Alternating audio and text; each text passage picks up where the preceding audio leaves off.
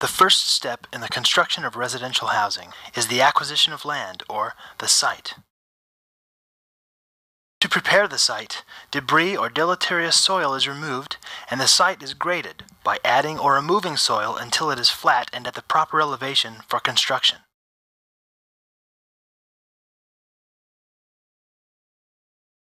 Once the site and individual lots have been graded, trenches are dug for the installation of utilities and the placement of foundations. Utility pipes are placed in the excavated trenches, then the trenches are filled in or backfilled prior to the placement of foundation concrete.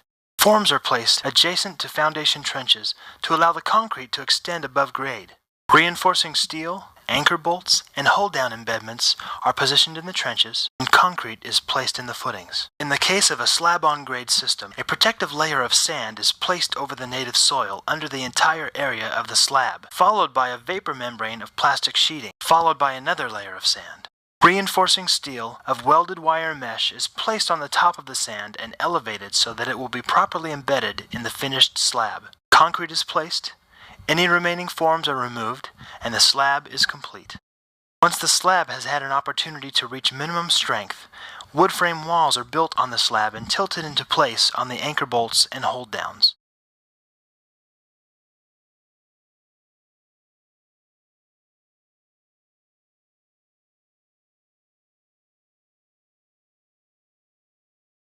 Foundation hardware is attached, plywood shear panels are installed where required by plan, and the basic wall framing is complete.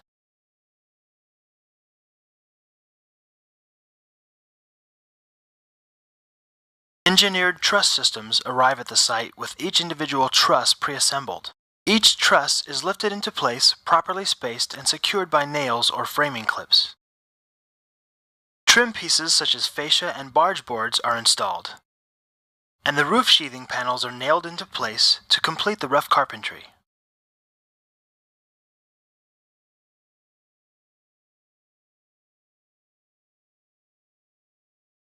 Following the completion of rough carpentry, windows and door openings are flashed,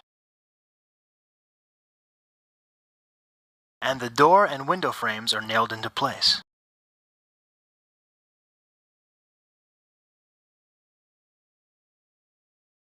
The first step in plastering the home is the installation of a termination or weep screed, nailed to the wall framing, placed along the top of the footing at grade. The building is then wrapped with building paper, starting at the weep screed and moving up the walls. Roofing felt is installed over the roof sheathing, followed by the finished material to provide the building with some level of weather protection. Following the installation of the roofing system, exterior wall finishes such as stucco or siding are installed. In this example, a 3-coat stucco system has been installed.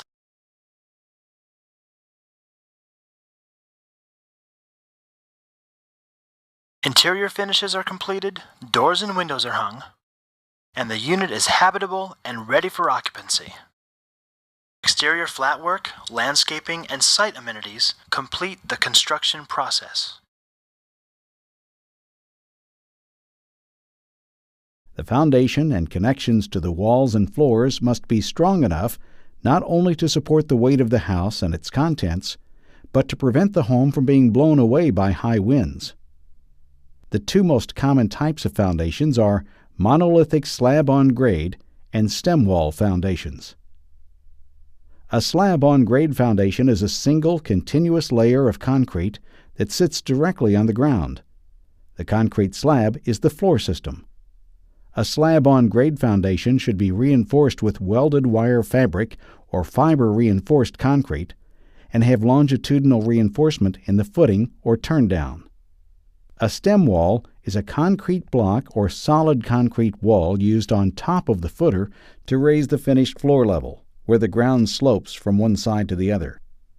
Stem walls can support both concrete slabs and wood-framed floors. Stem walls should have continuous vertical reinforcement embedded in the wall and extending from the top of the stem wall and embedded in the concrete footing with a standard hook. The concrete footing should also have longitudinal reinforcement, such as steel rebar.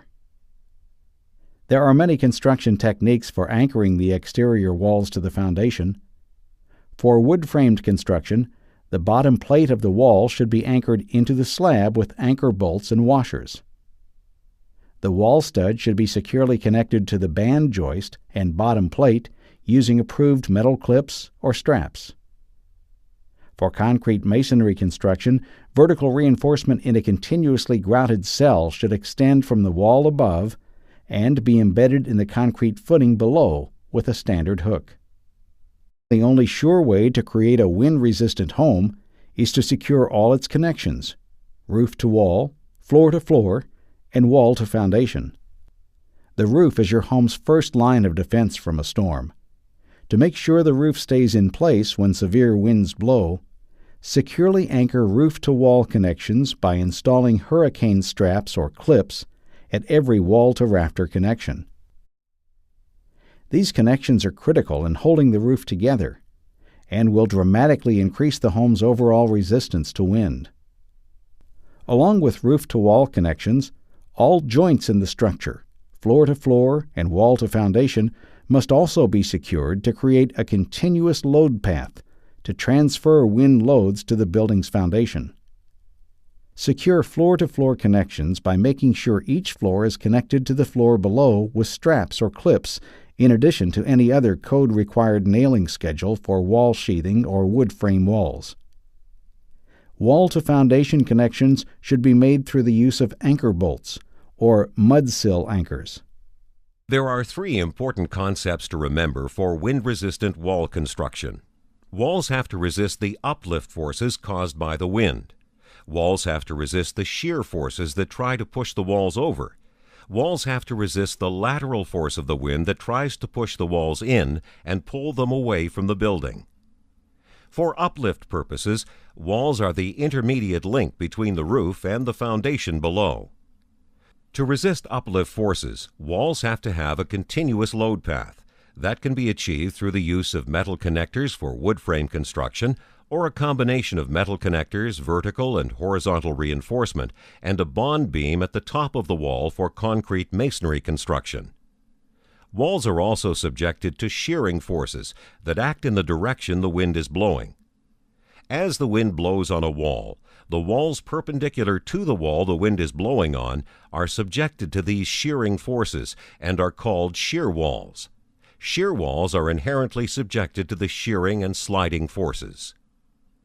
Wood frame walls resist these shearing and sliding forces through the action of the wall studs, the wall sheathing, preferably plywood, and a specific nailing pattern. Concrete masonry walls resist these forces through a combination of concrete masonry units, mortar, and grouted and steel reinforced cells. As a result of the walls resisting the shearing forces and being fixed at the base, the walls are subjected to an overturning force, or the tendency to rotate over. For wood frame construction, this force is resisted through the use of a hold-down or tension tie-down. Vertical reinforcement steel and grouted cells resist the overturning forces in concrete masonry construction. Finally, walls have to be capable of supporting the push and pull from the wind. For wood frame construction, studs have to be sized and spaced accordingly to resist the lateral forces and have to be securely supported at the top and bottom plates. Concrete masonry resists the lateral forces by using steel reinforcement in grouted or filled cells. Doors and windows are vulnerable components of your home's protective shell or building envelope because they are easily penetrated by windborne debris, often generated by the high winds of storms like hurricanes. If the envelope is breached during a storm because of the failure of windows and doors, wind-driven rain and debris can enter your home, causing considerable damage to its interior and your property. An even more critical problem develops when the envelope is breached. High winds can enter your home and exert high internal pressure on the inside of your walls and roof. These internal pressures, combined with the external suction caused by the wind blowing over your home, can lead to catastrophic damage. You can protect your home's door and window openings by installing impact-resistant windows and doors, or installing impact-resistant coverings, such as shutters over windows and doors. Impact-resistant glass and shutters are specifically designed to meet a combination of impact and pressure from the wind. Always use products that have been tested using one of these standards and have been approved for use by a recognized product approval system or evaluation report. Impact-resistant windows and glass doors contain laminated glass made of a clear plastic-like film sandwiched between two specially treated pieces of glass, giving the unit greater strength than standard glass alone. Equally important as the strength of the glass is the strength of the unit's frame. An impact-resistant unit is tested as a unit that includes the glass, the frame, as well as the attachment hardware and the installation method. Impact-resistant units should always be installed following the manufacturer's recommendations. Exterior doors with or without glass should also be wind and impact resistant or protected with an impact resistant covering. Garage doors are particularly vulnerable to high winds because of the long span of the opening they cover and the relatively lightweight material they are made of. Two options are available for strengthening garage doors.